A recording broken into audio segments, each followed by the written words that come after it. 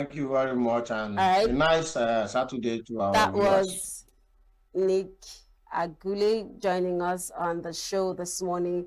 We hope that the NNPCL finally resuscitates the refinery in Port Harcourt. I mean, how is it heard that Port Harcourt, Rivers State, a state that is blessed with resources, minerals, oil, and then there is no refinery to produce them. There is no refinery to help bring and refine them and put out in the market for months and months on ending. This is something that we really need to consider. Speak it out, say it, loud it, and make sure that somebody hears it, the government hears it and understands and gets to know how we feel about these things, these structures that have been set up and how they are letting it decay and spoil, how it's affecting our economy. That's that for that. We'll take a short break, and when we come back, we're with our last conversation for this morning. We're discussing the legal implications, DNA testing. A lot has been said, a lot is being said, a lot has happened. Families are being destroyed, things are being cooked up when it comes to DNA testing. But this morning, we want to understand, we want to evaluate, we want to dissect this conversation. We'll be right back. Do stay with us. New every morning on Signature TV, we open the day for you with needed energy, information, and required vibes to shape your day. From sizzling snippets of stories in various areas of life to intriguing conversations with net worth guests. When you have people who have no track record becoming your leaders, you have a problem.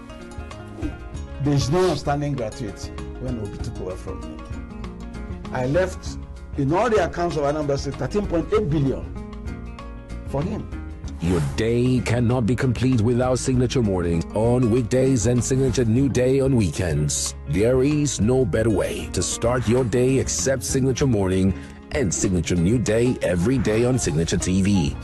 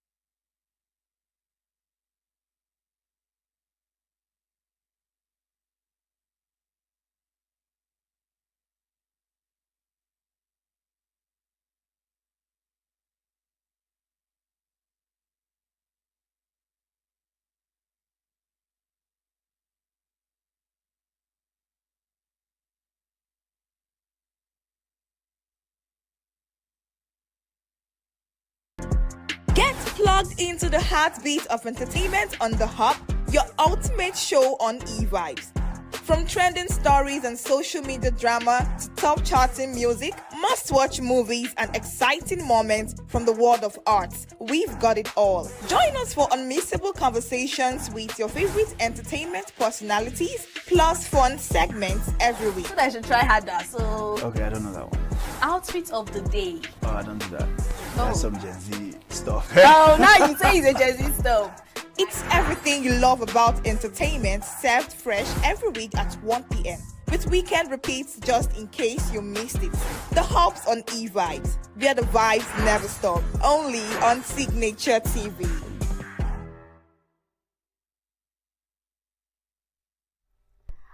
All right, before we get into our last conversation for the morning, we have a very special person who would like to wish a happy birthday. If you tune into Signature Television and you watch our morning broadcast, Signature Morning, you would, of course, have seen this lovely face, Uchenna Chimdi Oloha. She is our anchor on the morning show, Signature Morning. And today happens to be her birthday. From all of us at Signature Television, we wish you a happy birthday. You are lovely, you are beautiful, you are understanding, you're compassionate, and we pray that the Lord blesses you in all that you do. Happy, happy birthday, Uchi. From love, from me to you.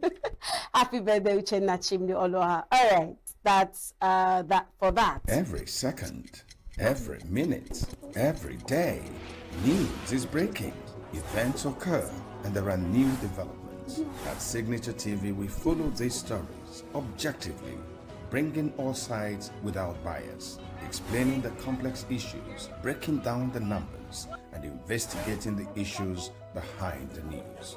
Anywhere and everywhere, near or far, wherever the news is, we will be there. Signature TV.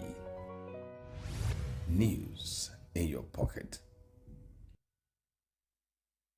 What is seeming to be, a rising pandemic in Nigeria? DNA testing, right? I mean, I'm sure we have heard so much about DNA testing that everybody now wants to get DNA tested. Everyone wants to now get tested. If you give birth to a child, you want to get tested. After a couple of years, you hear, oh, this person went ahead and got tested and found out that the kids he thought were his were actually not his. How does that affect families? But this morning, we're discussing the legal angles of DNA tests for real paternity confirmations. What are the stands? What does the law say regarding DNA tests and confirming the paternity of a child? Joining me here is Barrister Wilson Neji. He's the head of legal unit, Carmelite Prisons Interests Organization, CAPU. Good morning, Barrister. Thanks for joining me this morning. Thank you. Good morning. Thanks for having me. All right. So we are talking about admitting DNA evidences in court. What are the basic criteria for DNA test results to be admissible in the court of law? Well, when we talk about admission of DNA evidence in court or during a trial or hearing in court, first it suggests that there is a dispute about who the real father or mother of a child is in issue. And when we bring in DNA test in a court scenario or in a proceedings in court, it means a child is involved in that proceeding. And this proceeding could be, the court case could be one, it could be a divorce proceedings for dissolution of marriage. Okay. It could be a dispute bordering on inheritance of the estate of a deceased person, a man who has died or a woman who has died. Right.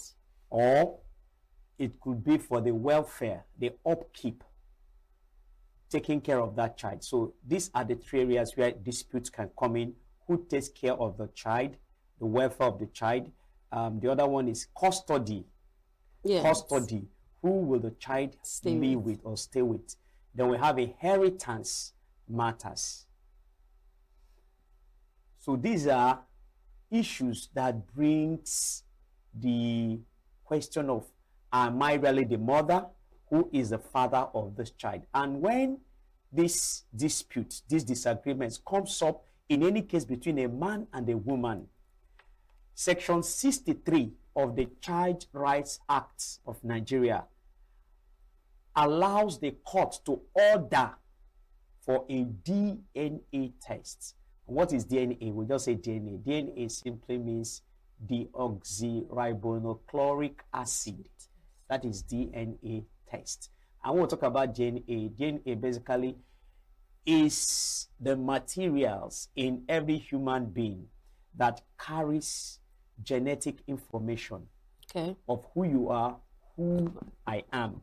And every human being inherits his DNA, 50% from the mother, 50% from the father. So when there is any disagreement or quarrel about you are not the father, I am the mother, to ascertain who the father or mother of that child is, we will now go to look at this deoxyribonucleic acid, the DNA that carries information, the genetic, the makeup, the information telling you the makeup of the child, to see who actually is the father or of the mother. And there are so many issues these days that brings up the question of DNA test. We must do a DNA test.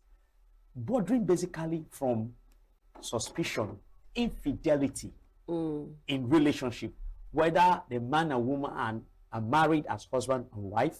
Like you noted when the conversation started, these days you hear years after, even when the child are grown up. In fact, situations where there are even adults.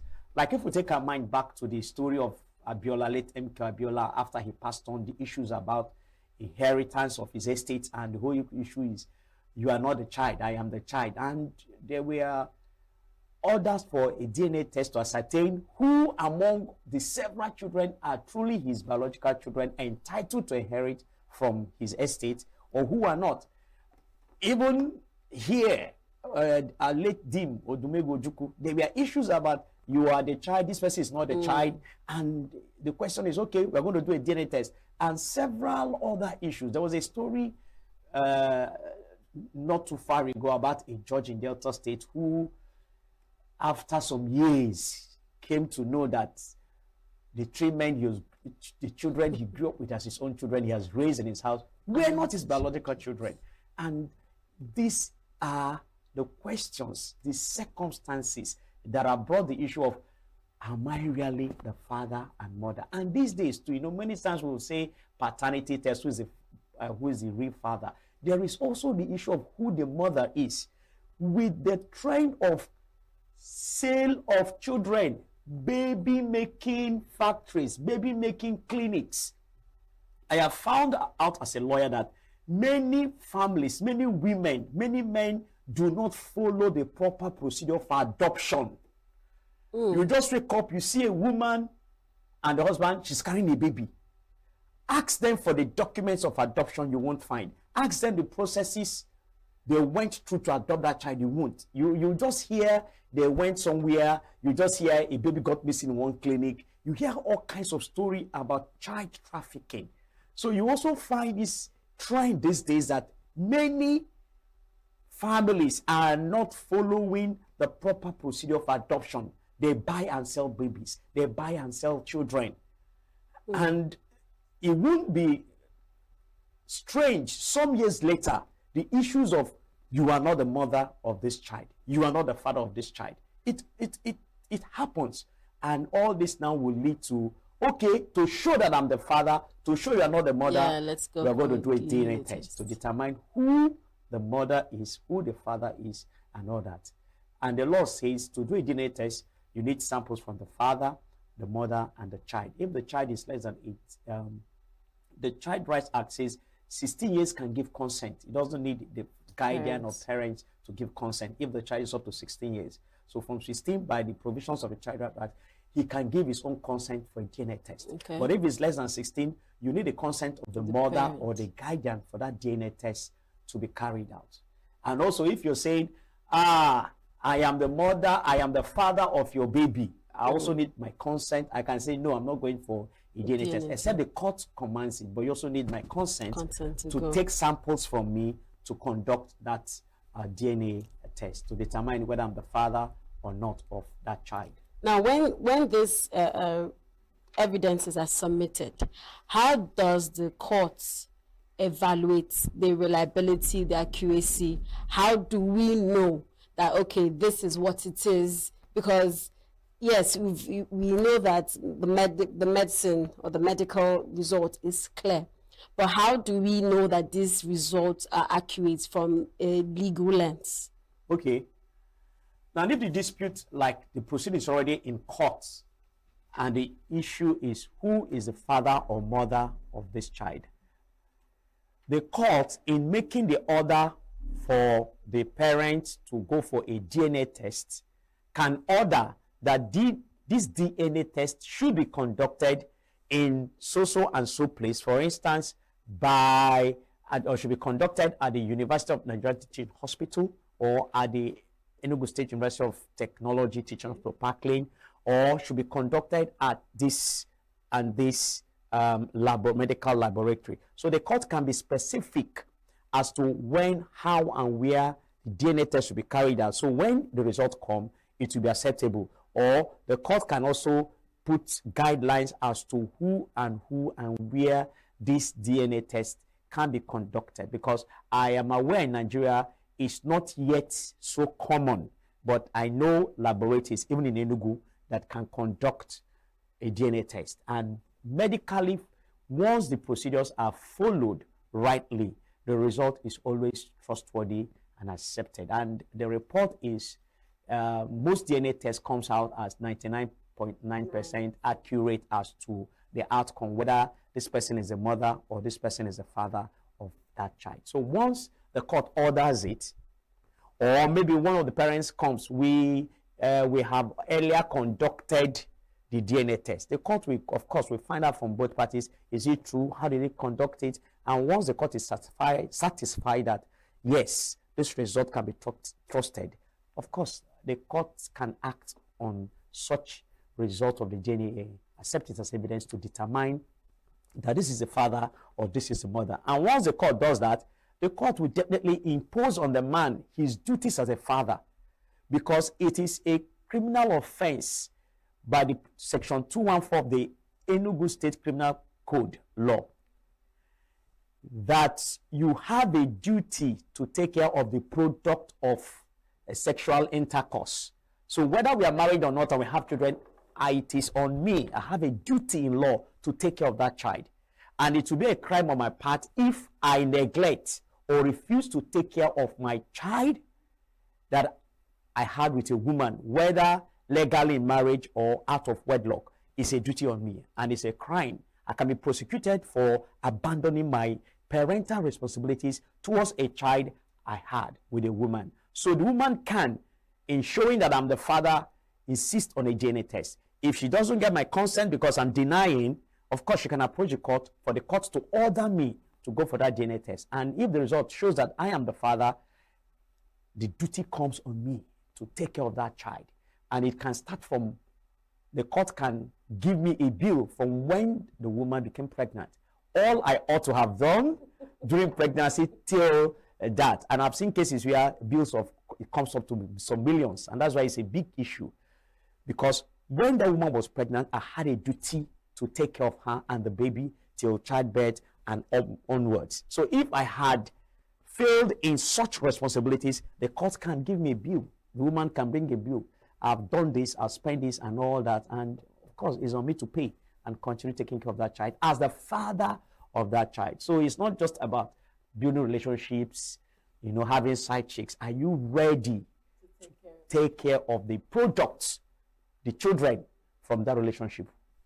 Now, you know, we've heard cases where they come out and tell you, oh, you don't know your father, you don't know your mother, but someone else raised you. As an African family, this idea of DNA, is it safe to say that it is destroying our fabrics? Because, I mean, the emergence of DNA has been silent, or the concept of DNA testing has been silent since, say, the past 5 years. And it's not something that is familiar, or we are familiar with as Africans. Every child is everybody's children, right? Yeah. Now, is any child, my first question is any child really illegal? No. Is any child really a bastard? Because no. It's as if when you find out that the child is not your, like, oh, everything I've done, there's this disappointment, but you've loved this child over the years. Why does that have to change anything? Like I noted earlier, it's because of the growing trend of promiscuity, unfaithfulness in relationship, not just marriage. And that is what has given rise to this issue of DNA. In our African society, women are known to be faithful, obedient to their husbands. So it was rare to hear cases of promiscuity, unfaithfulness in marriages. And so, and in law also, every child of a married couple is deemed, is presumed the child of the man and the woman, whether they live together or not. Whether I'm living with my wife in ENUGU, we have a child, the law sees that child as my child. And if we're married, my wife works in Abuja, I work in Port Harcourt. any child, as long as we are still married as husband and wife, the law sees it as our children. By children, the child of, no matter what my wife is doing in Port Harcourt, no matter what I'm doing in Abuja, that is the presumption of law, and that is our culture. But it comes to a point these days, because we don't stay together, because of the pursuit for wealth, for fame, for power, for money, we see people doing all kinds of things. We hear stories, even to get a job, you have to sleep with a man or do some dirty things. And these things spread like gossip. You begin to hear it, and it gets to the ear of the man, it gets to the ear of the woman, and the next question is, if it is so, are you sure that these children, are you sure that this child is actually your child? Yes. You know, again, like you said, this thing is like destroying our culture and fabric as family, because African culture is that a child, my child is a child of the community. Why? Because we have cultures, accepted cultures and practices that even allow a woman to have children. For instance, like Nkuchi, where a man dies without a male child or without a child, the woman is allowed to be remarried by the brother of the late man, and any child they have is deemed and seen as the children of the deceased brother. We have also seen situations where the man have only female children or no child at all. The woman is officially within the custom community allowed to get pregnant and bear children for the man in the husband's house. And those children are allowed and seen as the children of the deceased man or the husband. So we have different African cultures that, in quotes, permits, in quotes, promiscuity, so to say. Yes, because you know, if this has been allowed for so long, it's just safe to assume that, oh, DNA has come to probably limit this promiscuity and let everybody know that if I am fathering a child, I know I am fathering a child. Let me not go and be carrying the responsibility of someone else. But some other person would have the thought that, I mean, this child lives in your house. You might as well take care of the child. Sure. Because, like, there's a case in court about 2 weeks ago. The case emanated from ENUGU here. What was the problem? The man who is deceased, who has died, had 2 wives. The first wife had 2 girls. The second wife had 3 girls. None of the 2 wives gave birth to a male child. One of the daughters of the man from the first wife now had a son out of wedlock in her father's house. And the argument is that the man, before he died, acknowledged, accepted that grandson as his son. And the custom of Ngo allows that to happen. Since the daughter they marry, and this happened in a man's lifetime, and he, so to say, customarily adopted and accepted it.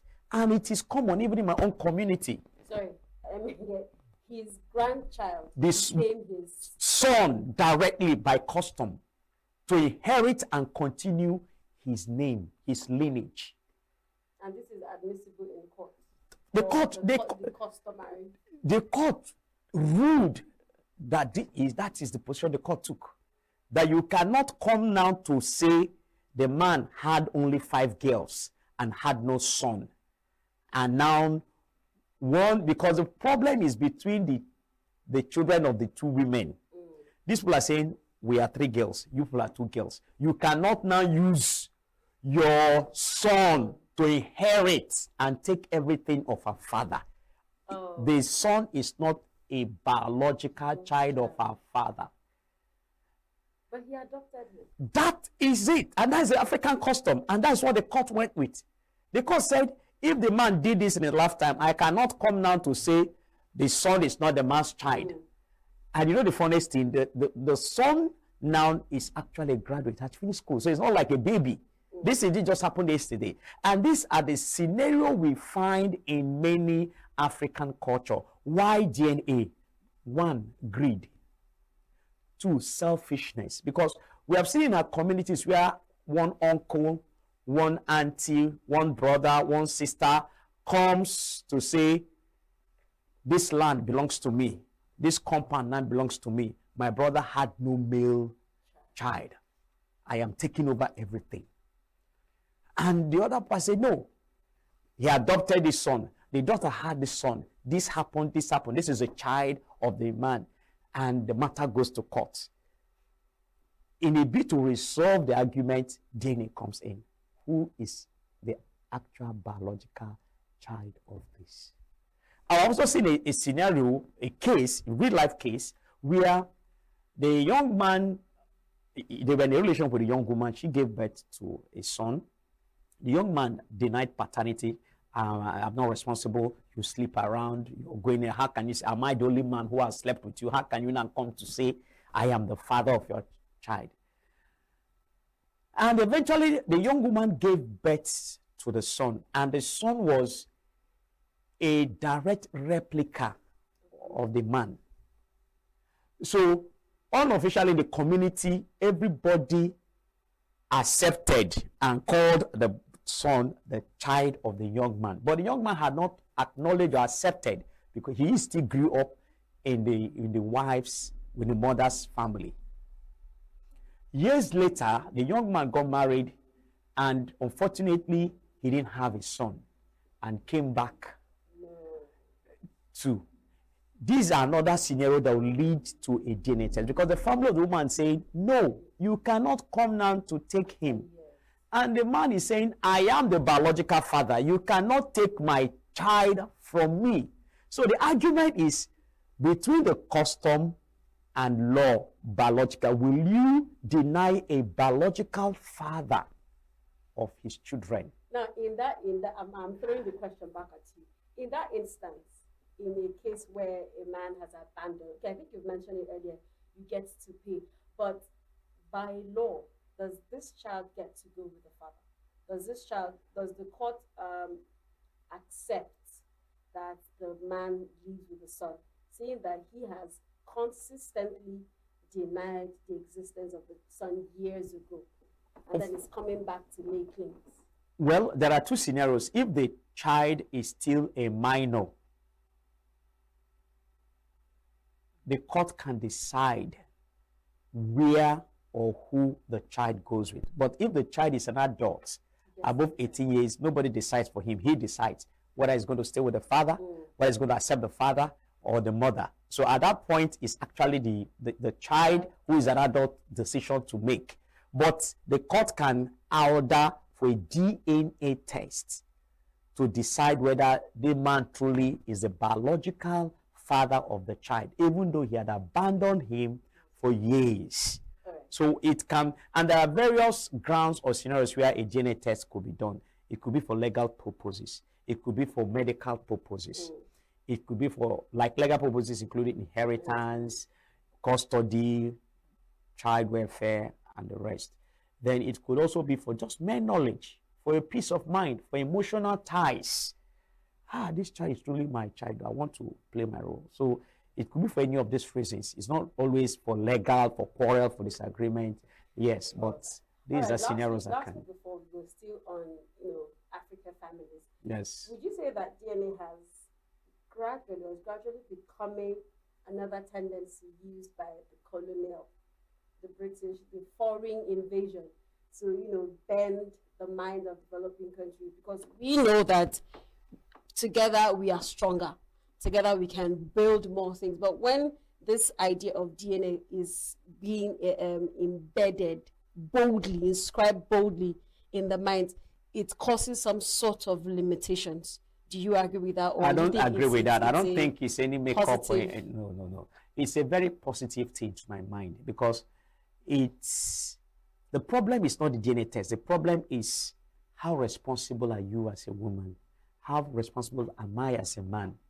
It borders on the emotional trauma, pain, loss, because so many children, without the care of parents, the father or the mother, has gone wayward, has been lost, has become a menace to the society. This wouldn't have happened if the man played his role in the life of that child as a father. If the woman played a role in the life of that child as a mother.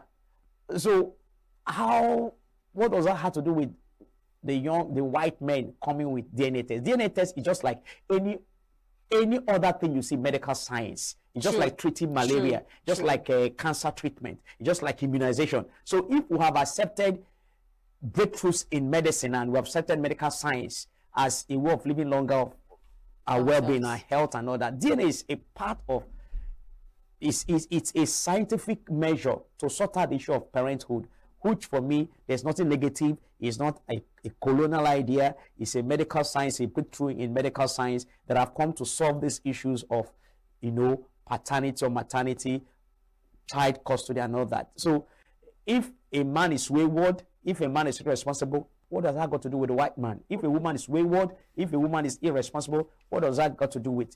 It's just that our society has chased the Western lifestyle, the Oyibo lifestyle, education, the fight for equality, women's rights, gender matters, and we are all bringing these things. And these are the things that have also brought in DNA. A woman will come to say no.